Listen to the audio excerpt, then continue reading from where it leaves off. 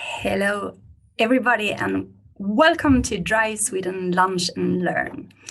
My name is Malin Andersson, and I'm Program Director for Drive Sweden, our national strategic innovation program that makes our mobility and transportation systems more sustainable. We are very happy that so many of you have joined us today to listen, to learn, and discuss our very interesting topic, self-driving vehicles' impact on the transport system. So I will give a warm welcome to Erik Almlöf and Roderick Alfell. Hi, thank you so much, Erik, PhD student KTH ITRL, for sharing your research about self-driving technology and its social impacts with us. So happy that you are with us. You've been modeling self-driving public transport and cars in Stockholm, and you have deep dived in questions like if leisure trips will be more affected than work trips by autonomous technology. And it would be so interesting to hear your results later on. And today also, by my side, straight from Canada, actually, I have Drive Sweden's international coordinator, Roderick Alfell, with me. Hi, Roderick. Good morning, Malin. Good morning. Good morning. It's really early in Canada, isn't it? Yes, you can say so. Thank you so much, Roderick, for organizing and moderating this lunch and learn. And you will also take the opportunity to tell us more about CCAM, the EU group for connected, cooperated, and autonomous mobility, in which you represent Drive Sweden.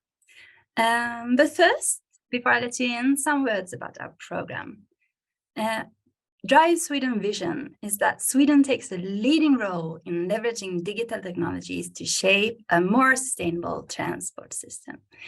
We are financed by Vinnova, our national innovation agency. We're financed by the Energy Agency and Formas, and our research agency. And Drive Sweden is one of the Swedish government's 17 strategic innovation programs. These all run for 12 years, and Drive Sweden is pretty much halfway on our 7th year now. And we are extremely proud and very happy about our broad partnership. As you can see, we span over the whole triple helix. By now, we have about 200 partners from 20 countries collaborating on new digital, connected, cooperated, autonomous, and shared solutions. Solutions that are aiming at making our mobility and transport systems more efficient and more sustainable.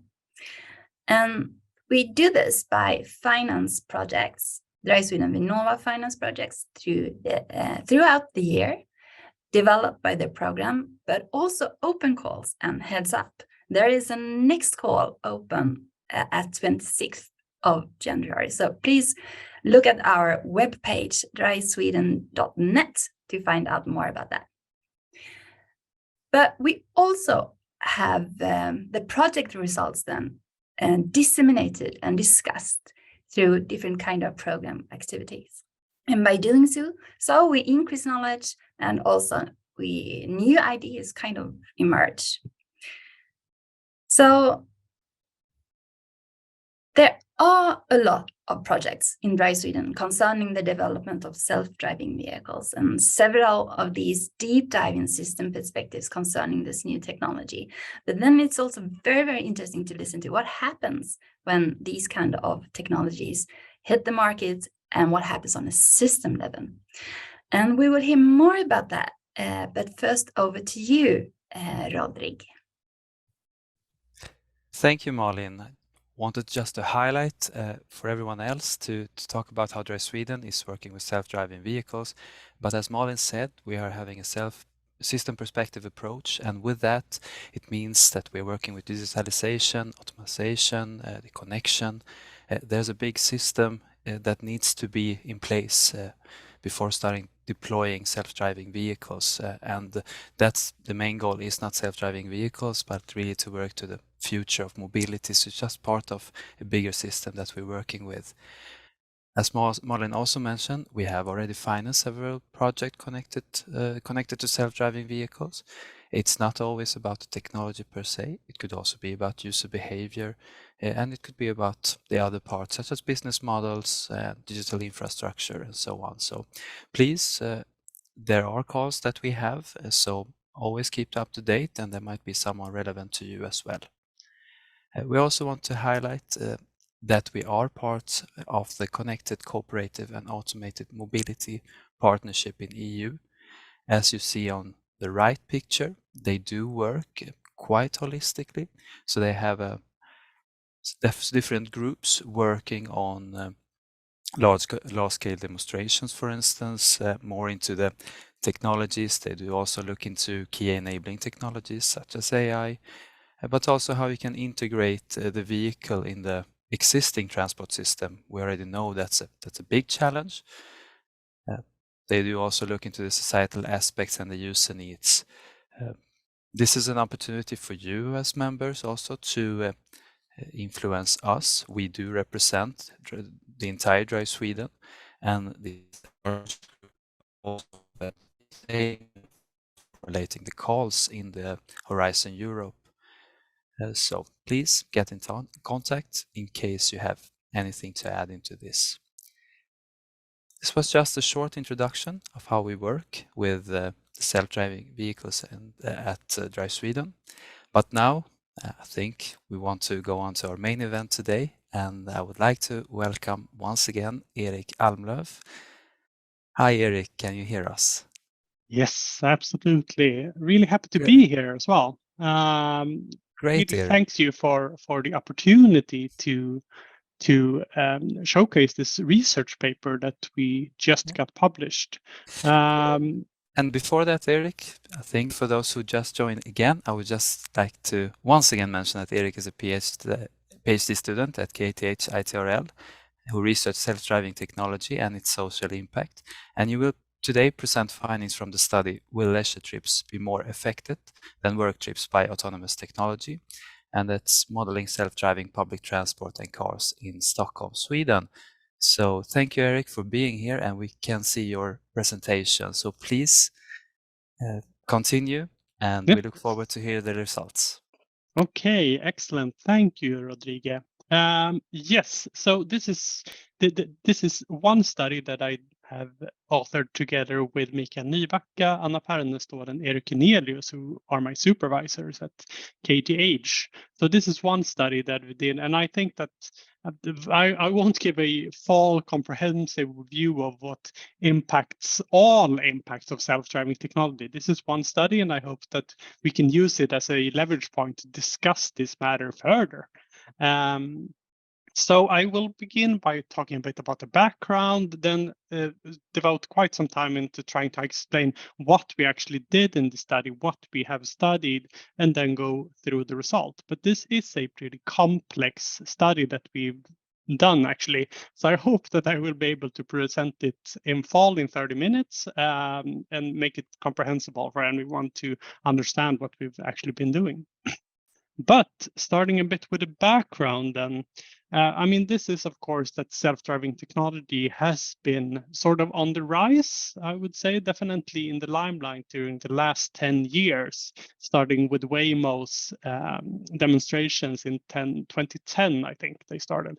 I mean, initially this was really like, yeah, this is going to come really soon. And I think that as far as we've gone along during time, we've sort of expanded when will this happen in practice. We've started seeing that this is actually quite hard to enable, to get it to work properly.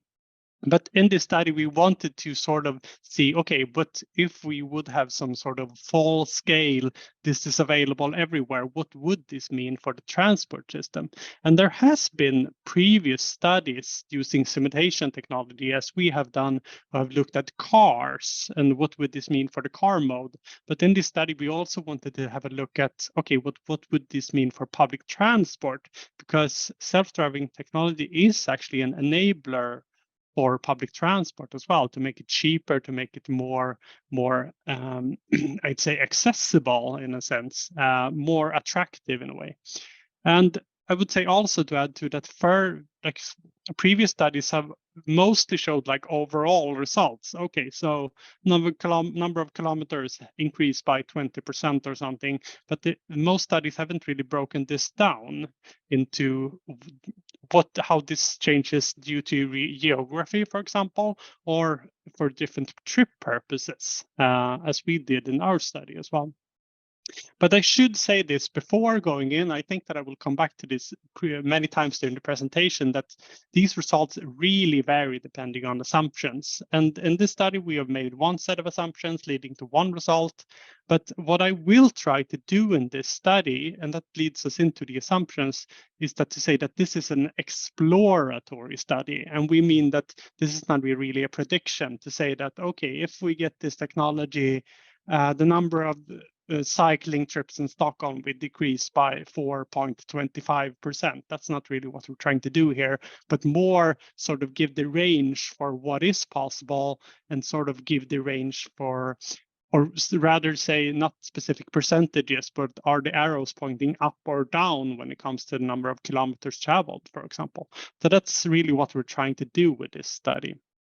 And as I mentioned before, we're assuming some sort of mature technology as well, that the technology has sort of been worked out, all the smaller and bigger kinks in the technology, and that this has reached an acceptance amongst the general public as well, that everyone is using this as they would use a normal bus. They're now using a self-driving bus instead, for example. We're also working with quite simple assumptions, I would say, in this study. We're not really trying to understand how this affects individual people or differences depending on preferences, for example, but only working with simple assumptions, which I think, to be frank, is both an advantage and a disadvantage with this study at the same time. That we're only modeling simple things, but it's the advantage with that is that we can really say that, okay, but this is due to this and not to a whole bunch of different variables interacting in complex ways. There's that aspect as well, but we're trying to make it simple. But I will go into the different scenarios that we've been working in with this study. And there are 4 different scenarios. And what we have worked with here is cars and public transport. And I think that for cars, the main potential here is sort of the increased access that we're talking about, that there's a lot of citizens today who cannot use the car because they don't have a driver's license, for example, or because they don't simply have access to a car. That's actually a fairly large percentage if you're counting children, maybe not children the age of 2, but would you imagine some sort of reality where a 10-year-old can hop in a vehicle and be driven to football practice? Maybe. If we're talking about some sort of more acceptance, then I would say yes, because we are letting 10-year-olds use buses, for example. But that's something that we're assuming this is. We also assume an increase in road capacity in this study, mainly due to the reason that cars can sort of talk to each other and act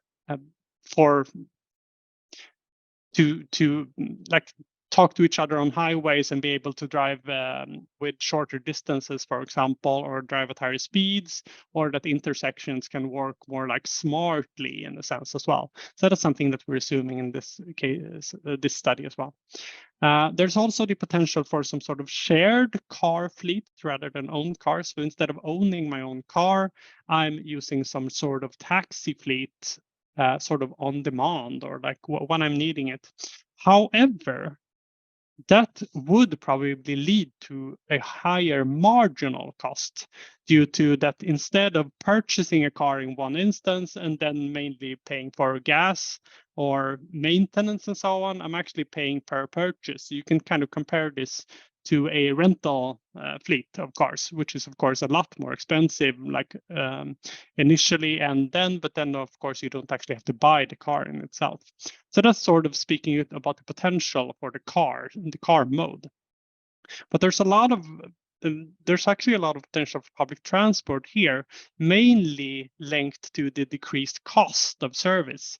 For buses, around 50% of the cost are are drivers. And it's not a non-existent part of the cost for the train mode either. What would be a possibility could also be some sort of on-demand solution now that we have a sort of different business model for buses as well, that instead of having these fixed lines with fixed schedules, you could imagine some sort of on-demand solution to would replace this and pick you up at your door and drive you to the nearest bigger bus stop or bigger train station where you have some sort of more conventional public transport in this case. So that's a bit speaking about like the potential for public transport and cars. And taking this together, we formed 4 different scenarios, and all of these scenarios have self-driving technology in them. So I'm going to have different names for them, but all of them are self-driving in a sense as well. So the first one is what we would like to call scheduled public transport and private car. And mind you here that this is still self-driving. So we're imagining some sort of like still fixed lines with public transport working mostly as you perceive it now, but removing the driver and therefore lowering the cost and therefore being able to increase the service level for public transport. And at the same time for the car mode, we have some sort of decreased, increased accessibility, that you still need to purchase your own car, but anyone within the household can use it. So children can use it, for example. It can be used by multiple members of the household, drive one person first and then drive another, for example. Contrast this then to another scenario, which on the car mode is the same, but public transport, we've replaced all the minor bus lines with some sort of on-demand solution, then driving you from the major bus stop to your workplace, for example, instead of waiting for an hour for a bus that arrives every 15 minutes, for example. But the car mode is the same as I previously explained. Then we have scheduled public transport and a taxi service then. So we're replacing all the privately owned car with that everyone is using a taxi service instead in this scenario. And of course, then we have the 4th scenario, which is then on-demand public transport and the taxi service. And as you can see, this kind of forms a matrix with both cases being present in both. I think that you can understand what I'm saying here.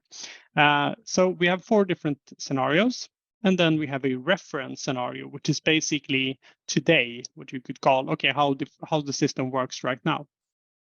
And I will come back to these scenarios recurringly, and to be able to sort of like make it, I'd say, more understandable to you, I'm going to showcase up in the upper right corner which scenario I'm actually talking about. So when I'm speaking about this scenario, this will be highlighted a bit more. So I hope that this will help your understanding a bit at least. But before I dive into the results of the scenarios, I'm just going to mention briefly the method here. So what we have been using is the Swedish national transport model Sampers, which is a quite old model by this point. It's been used for over 20 years now. It's quite, it's used for all major projects that the Swedish Transport Administration is doing, for example, and by a bunch of different other authorities as well. And what we have made is that we've made changes to, for example, the driver's license availability, enabled to model what this would mean for the transport system. And what's pretty neat about the Sampers model is that it's a demand model as well, where if you change one mode, another mode is also affected in that you can actually transfer. So if you make the bicycling mode more attractive, people will use bicycles instead of cars, for example. And compare this to a few of the older studies, which mostly focused on one mode at a time, or assumed that the other ones were fixed in a sense. So that's a bit about the background and the scenarios and the method. I'm going to jump straight into the results, actually. So this is a bit how I will showcase this. So you can see now that the reference scenario here is a bit highlighted here up in your upper right, and that means that that's actually what I'm showing at this point. So here we can see the number of trips during a normal day, a typical weekday in Stockholm, for example. So that we can see that there's about 1/3 of all the trips being cars, public transport, and walking. If we compare this then to the first scenario, which had scheduled public transport and private cars, but everything self-driving. So we basically improved the public transport mode and the car mode. We see some changes, especially to the car mode, which increases the number of trips. The number of trips for the other modes decrease somewhat, not all that much, but a bit. And if we then compare this to the on-demand public transport, the second scenario, then we see, I would say, very similar results at the first one here as well. So it doesn't really seem like there's a big difference between the scheduled public transport and the on-demand public transport here. If we then compare this to the scenarios with the taxi service, we actually see a huge increase in the number of trips. So this making this into some sort of taxi service makes this a lot more attractive for most people. And then compare this to the final, which is really similar to that as well. So you can really see that there isn't that much difference between the two public transport options here, meaning that this probably helps people, but it's a fairly small effect comparatively to changes for the car mode here. If we then change the focus on what to focus on passenger kilometers here, we have first of all the reference scenario. So this is how it is today. As you might remember from the last image, we had 1/3 of all trips being car, 1/3 being public transport, and 1/3 being walking. And as you would imagine, the walking trips are of course much shorter, which is why this bar is a lot shorter. If we then compare this to the scenarios in the same way, we can see that for the two scenarios with the private car, there aren't that many differences. So the car option really adds up. There's much more trips being done by cars and a lot more kilometers being traveled as well. And for public transport, it doesn't change all that much.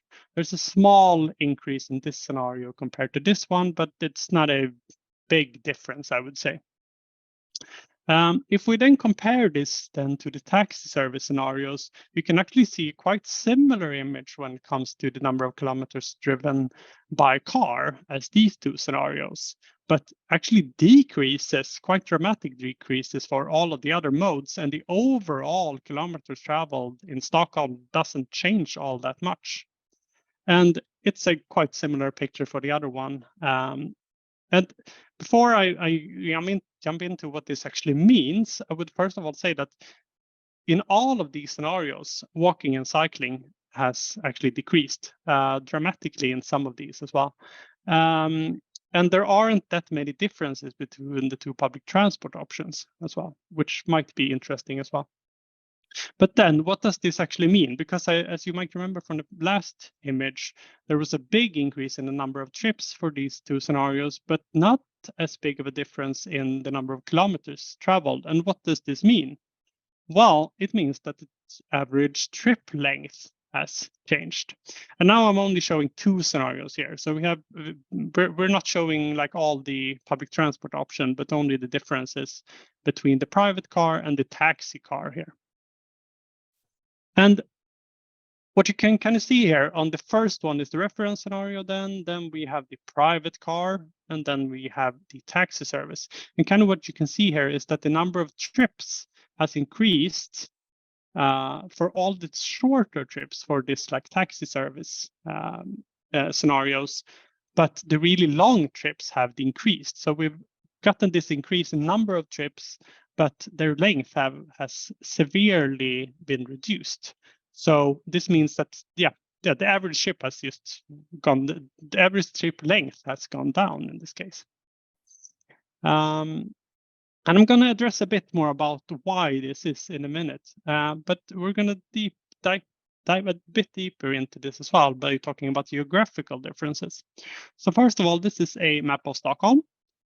which I think that most people at least know, but this is Stockholm. Here we have the inner city, and then we have a few suburbs, and then we have more rural areas here as well. Here's Södertälje, which is a major city as well. On top of this, I'm going to showcase the different areas that we are looking at here as well, which you can see somewhat outlined in sort of gray or like blackish on top of this. And I'm going to showcase like the change for each zone in number of kilometers traveled by car. So, and I'm going to start by showing you this scenario, and this is the private car scenario. I'm going to showcase this. So this is the same map, but you're not really showing the background here. But here is Stockholm inner city. Here somewhere we have Södertälje, and then there's like rural areas around here as well. And what you can see in this image is that for most areas, the difference in number of kilometers traveled by car is actually quite small. It's within the -10 plus 10%. For some of the inner parts, it's somewhat of a bigger difference, and for some outer areas, it's a decrease as well, which you might think, okay, but why is there a decrease there? It might have to do with that the public transport option here is actually has been considerably increased. Because in these areas, what you kind of have today is a service that runs maybe every 1 hour, a bus, with also quite long distances to actually connect to this bus as well. It might be that you have to walk for 20 minutes and then take a bus that runs every 1 hour or 2 hours. And if we actually replace this with some sort of on-demand solution, even an on-demand solution with long waiting times, it's actually quite an attractive option for these areas where they have such poor services here as well. So we kind of think that this is why you actually see a decrease in the number of kilometers traveled by car in these areas.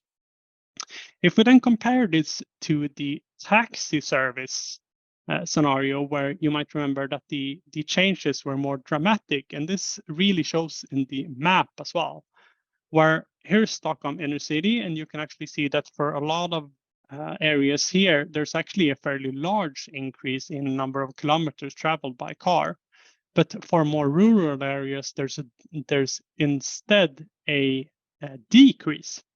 And why is this? Well, first of all, in Stockholm, I would say in the close suburbs or in the inner city, the number of people who actually own a car or have access to a car is quite small. It's really expensive to own a car here. You need somewhere to park, and you need to pay for parking.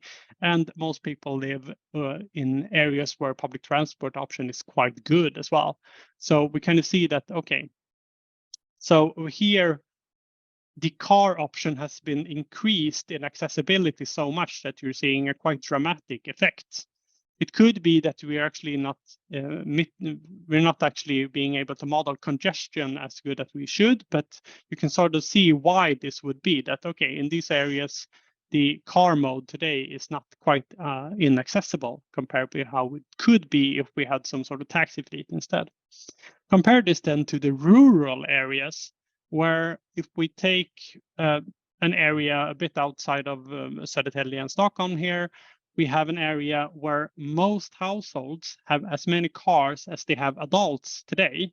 So most people already have a car here, which is why an increase in car accessibility doesn't really help them all that much. But you might remember that we actually replaced all the owned cars with a taxi fleet instead, that you pay per kilometer instead of purchasing here.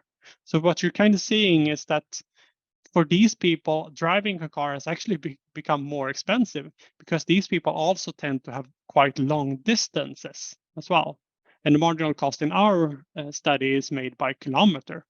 So these people actually have quite long rides, and they will actually need to wait for a taxi to show up instead of using their own car. So it could be that the taxi fleet might not be the best example, might not be the best option for them in this case. And again, the public transport option has actually been increased. The attractiveness of the public transport option has been increased in this scenario as well. But we're going to have a look at trip purpose here as well, because I think that this is one really interesting finding that we have as well. So first of all, starting with the reference scenario here, we're kind of seeing, so this is how it works today, that public transport and car is basically as big, and this is passenger kilometers traveled by each mode. So it's about as big. Work trips constitute about 2/3 of trips on a normal weekday. Of course, significantly less on weekends. If we then compare this to this scenario once again, so the on-demand public transport and the private car but self-driving, we're getting a somewhat different. So you can see, first of all, we can focus on work trips, that there's definitely an increase here, but it's quite small. And if we have a look at the public transport option for other trips as well, it's increased somewhat, but the big difference is here. So cars as for leisure trips and for visiting family and so on, you can see that there's actually quite dramatic increases in kilometers traveled, which is not, I would say, unexpected, because it's really here that you have some sort of other. I would say that first of all, like the number of work trips that we do can't really be changed all that much. If we get better accessibility, we don't really have more workplaces to go to. And increased accessibility absolutely makes it possible for people to travel to for more people to get employed, but it's not a big effect. And you can, of course, choose workplaces farther away, but it's not a big effect either, which is why we're not really seeing a big effect here. But compare this then to leisure trips, which is much more flexible, that you can actually make more trips if you have better transport options. If we compare this then to this option with the taxi service, we can see a somewhat similar image here when we're talking about the car mode, that we have an increase in work trips and that we have a big increase in other trips. But in this case, it's actually taking away trips and kilometers ridden then from the car, from public transport, and people are instead using cars. As you might remember from what I said initially, that the number of trips by public transport and the kilometers ridden by public transport has decreased. So then if we compare this, we can kind of see a similar pattern, but kind of what I want to stress here is that it might not actually be that the big change is for work trips here, but rather for leisure trips. Yes, so these are the main results that I'm going to showcase now, but I'm going to speak a bit about limitations, what we have not talked about in this study. So first of all, we've used simple assumptions in this study, as I said in the introduction. We also really rely on our assumptions here as well, that we've actually done this correctly. We tried setting, for example, different values for the marginal cost of using a car, for example, and get pretty drastic changes as well, which really speaks to the uncertainty of this as well. Will it cost 5 kronor per kilometer to use this service, or 4 kronor or 2 kronor or whatever? Really changes the results quite dramatically.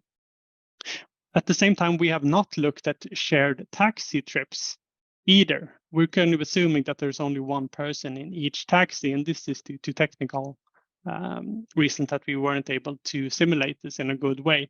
And this would, of course, mean that you actually reduce this cost. Say that we say that it's quite costly to go in a taxi, but if you're 2 people, then that cost would be reduced significantly.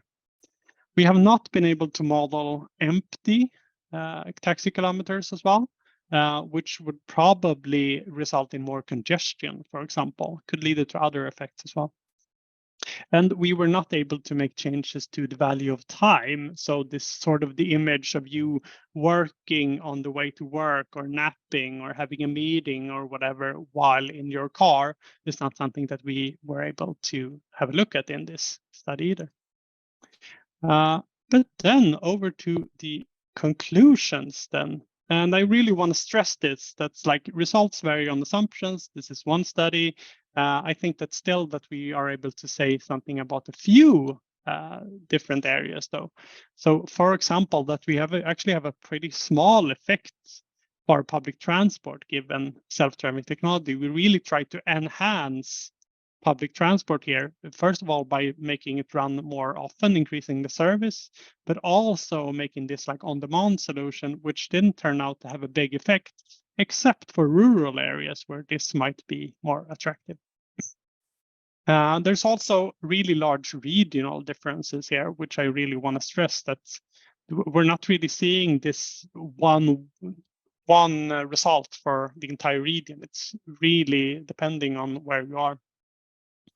And then, of course, a smaller effect for commuting than leisure travel, which I think really challenges this image of a more productive work trip, or a work trip like when you're going to work. And that's like the big change with self-driving technology. And kind of what we're seeing here is more that, okay, it's actually the leisure travel that's being more affected here, because that's where you have this like elasticity that you can actually make more trips, for example. And then finally, also that walking and cycling decreased in all of our scenarios, which I think is, it's not that good. Probably it might definitely be problematic when it's connected to public health, for example. So that's all the conclusions that I have. I would like to thank you for listening, and I hope that maybe you have one or two questions, Rodrigo. Thank you, Erik, for a very interesting presentation. We do have some questions, and I would like to state it once again for you who's listening. Please feel free to put your questions or comments in the chat, and hopefully Erik will try to answer as many as possible.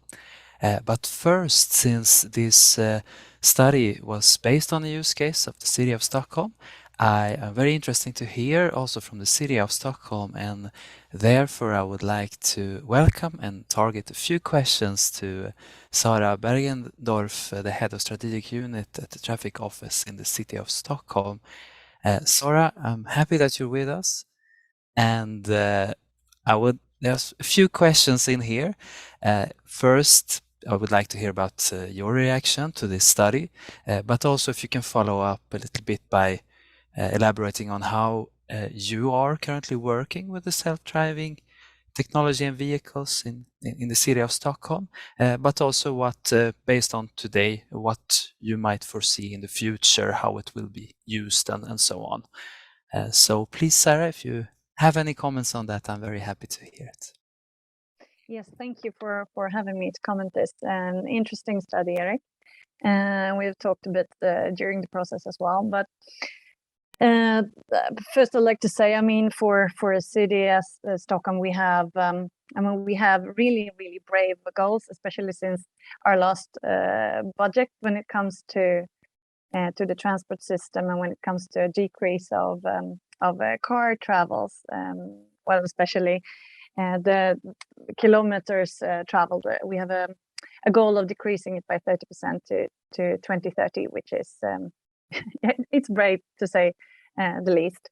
And of course, we at the same time are so much is happening in the transport system, both when it comes to technology, much faster when it comes to technology than behavior if you don't take in the pandemic when it comes to behavior, of course.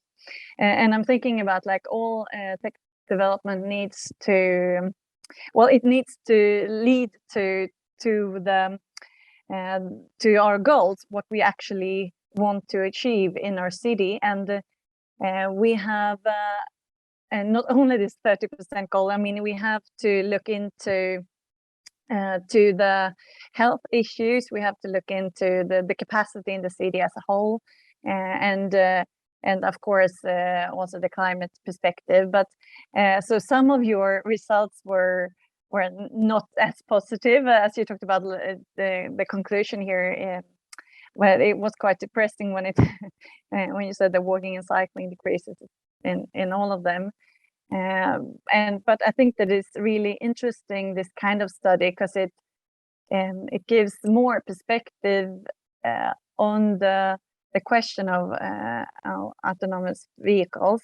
It's been looked quite a lot about when it comes to private vehicles, and this has much more perspectives on the matter, which I think that we actually need. And when you look at the transport system as a whole, we as a city, we need to think about all of the complexities in the city and take all of them into account.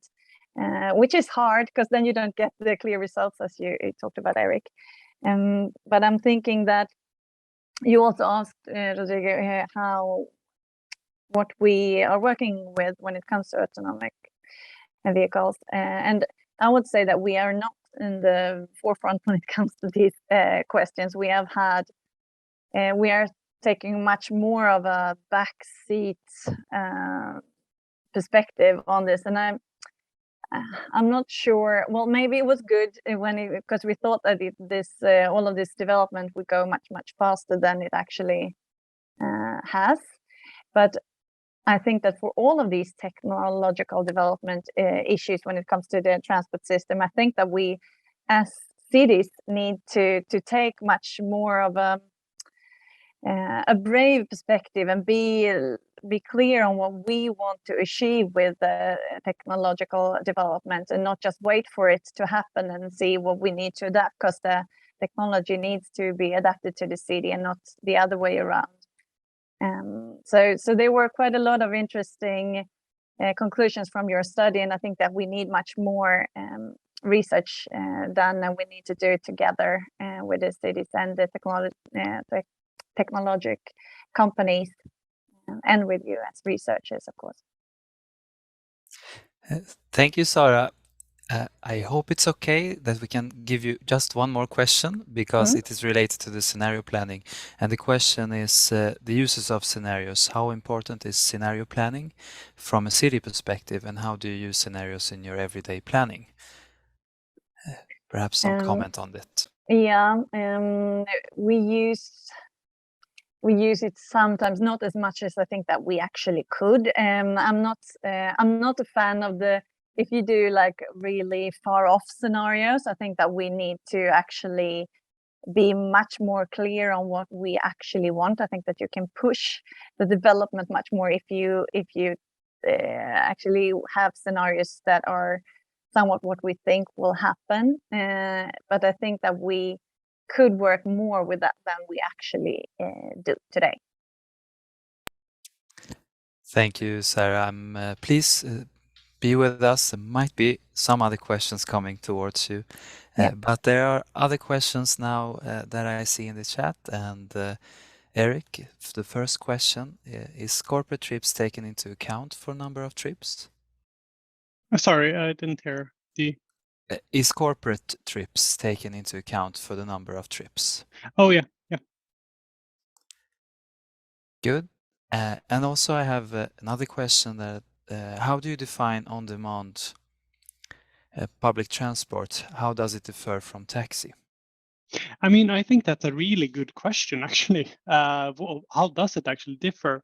I mean, in our case, we have looked at sort of call it a taxi, call it a bus, call it something that connects to a public transport stop, a station, in a sense. But I mean, I think that, and then sort of connects, and then you sort of go in a normal public transport after that. And I think that when we're talking about a really dense city, it's not really doable with cars, because just the volume or like using of space, then that doesn't really make sense. But I think it's a good question, because you could definitely argue that a taxi with 4 people is public transport. And I don't think that I actually have a good answer to that. I think that's a good question. What is public transport? What is a taxi? I don't know. Good question. Isn't a taxi actually is public transport in the meaning of the law? In the public transport law, whatever it was called, that came like 20.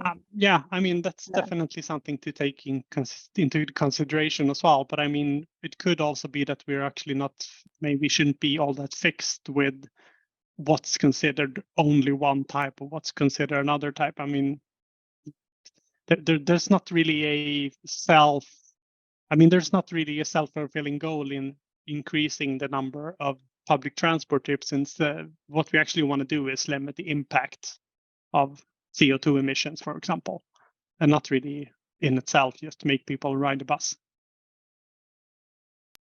And perhaps the person who asked the question, if you have any comments on that or perhaps have an answer, feel free to put that into the chat.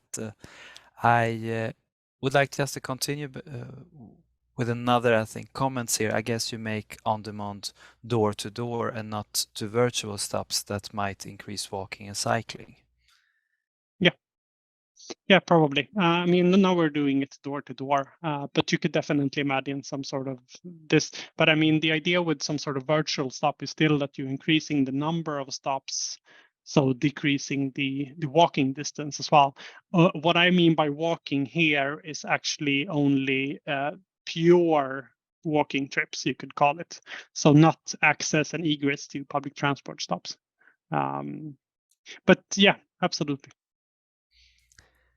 I will continue. There are a few more questions here. Would it be possible to backcast samples to find scenarios that answers to regional or city goals on accessibility, traffic, modal split, and climate?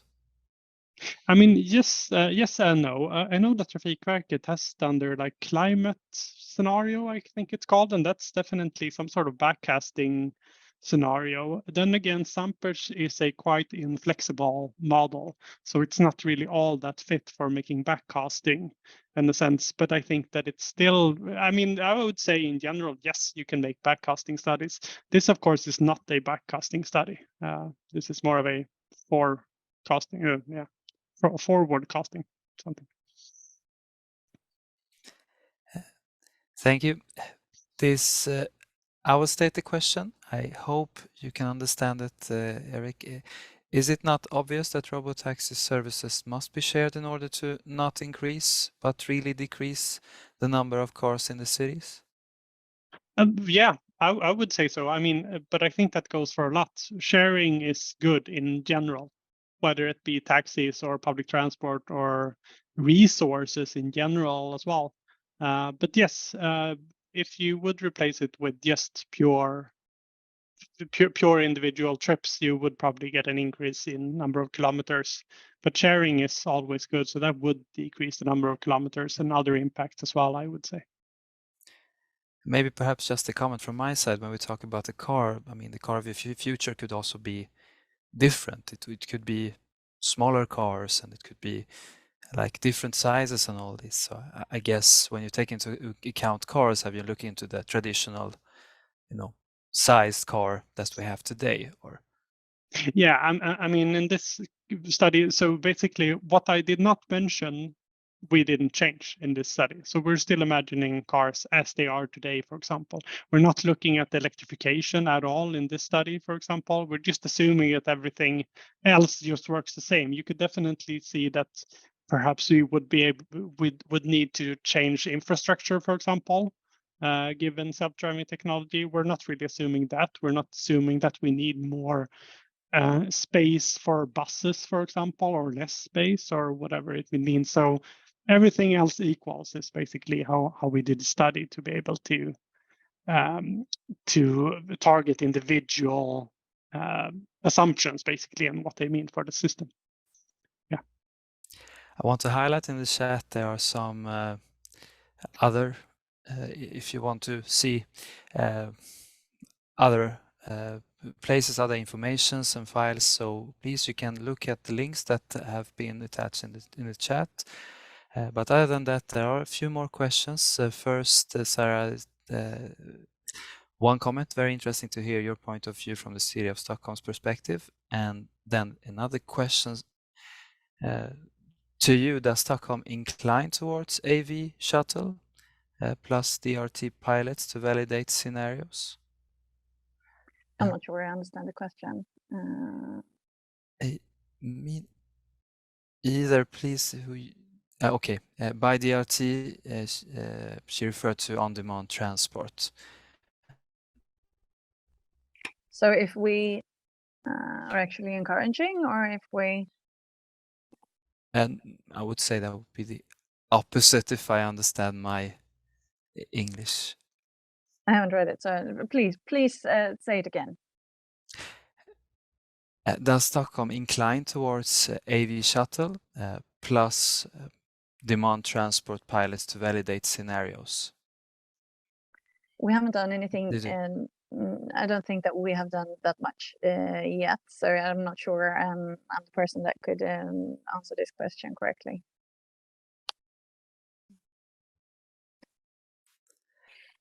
Thank you. And I see some more links.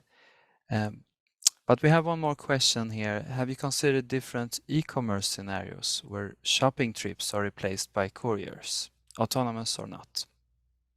I mean, for this study, no, we're only looking at personal transport here, so people transport. So no, I would say.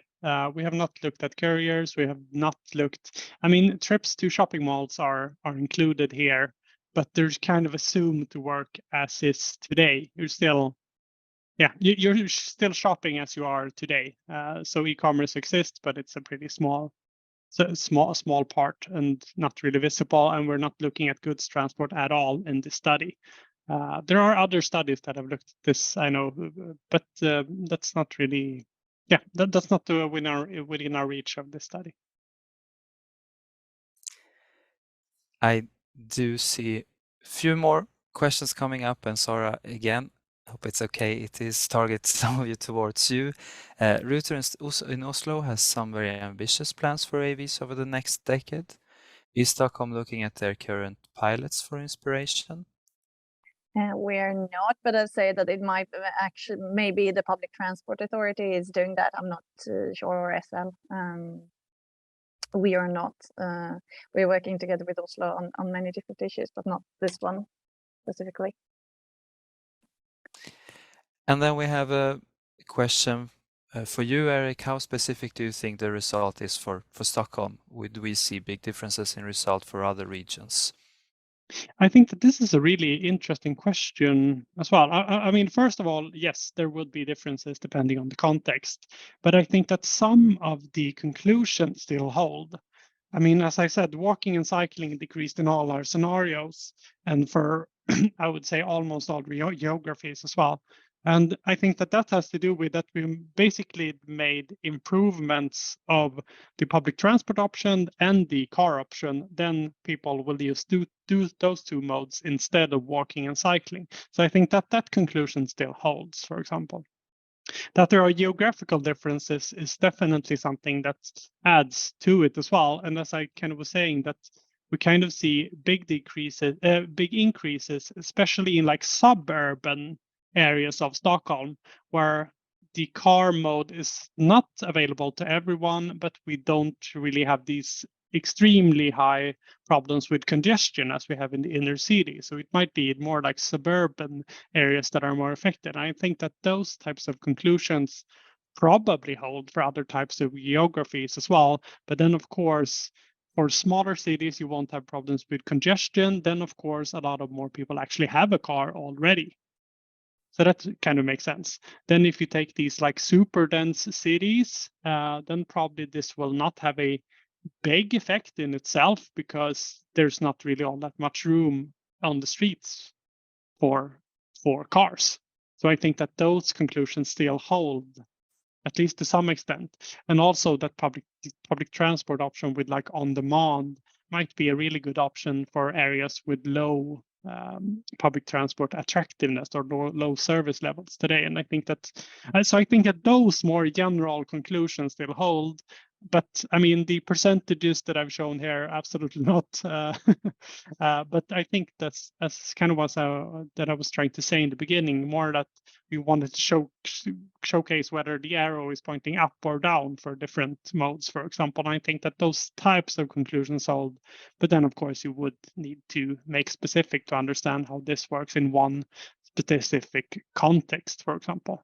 Of course, there's big differences within Stockholm as well. City of Stockholm is one case, but if you compare that to the municipality of Nykvarn, of course, you're going to get drastically different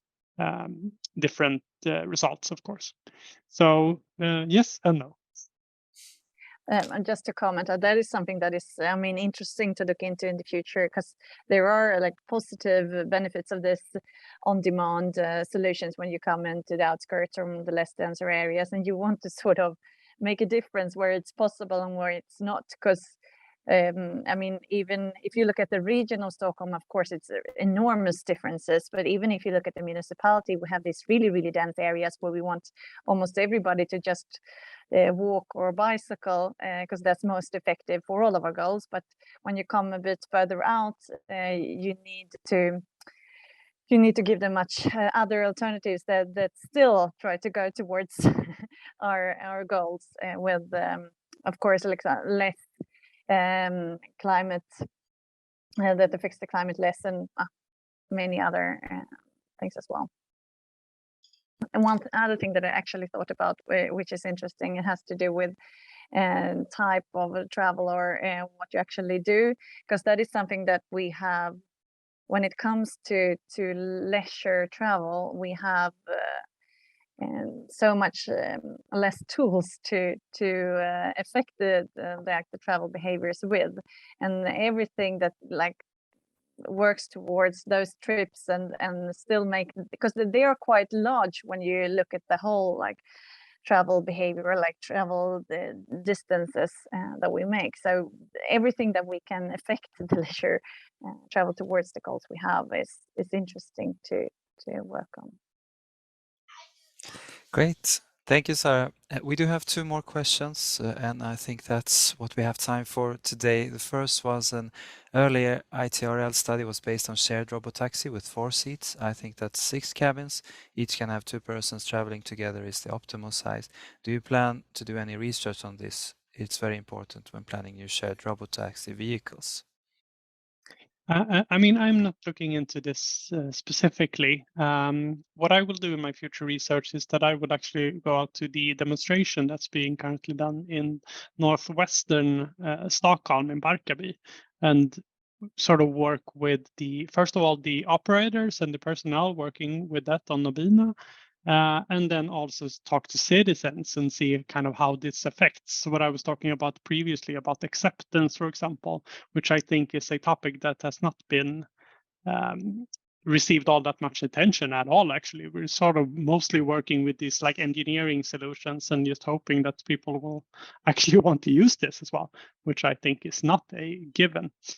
So I will not look into that. I know there's a lot of other really important research doing that as well. And the last, if you have just a short answer on this, Erik, have you considered the effect on how the changes of amount of vehicles will change the length of transport due to traffic jams, dense traffic, etc.?